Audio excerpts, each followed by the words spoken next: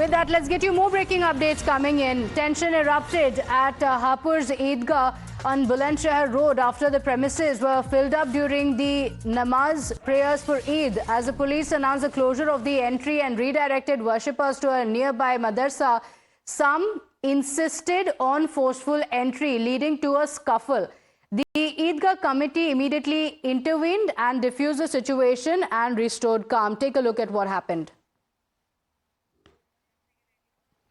So these are the visuals from the spot where the Eidgah was filled, after which those who had come out to offer their prayers had been halted by the police officials. Remember, the UP administration is very clear in its directive that namaz cannot be offered on the roads. My colleague Adib is joining us on the broadcast with the details. Adib, what happened in Hapur?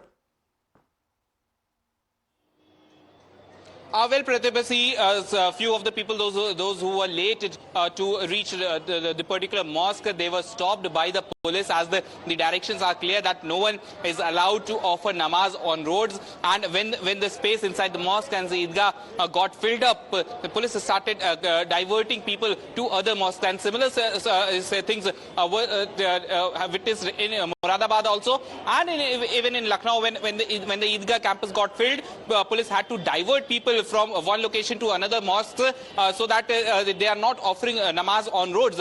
And when people were told that the Eidgahs and mosques, they have been filled up completely, they started raising slogans against the policemen on ground in Hapur, saying that the police is not allowing them, but instead the mosques were filled. There was no space inside the mosque, and that's the reason the police had to create a diversion in Hapur, so that the people, those who are going to offer namaz, they can go and offer the namaz in any other different mosque. Pratibha. Okay, all right. So the situation is now under control. The Eidgah committee intervened and asked the namazis to go to other mosques. Sadeep, thank you for joining us with those details. With that,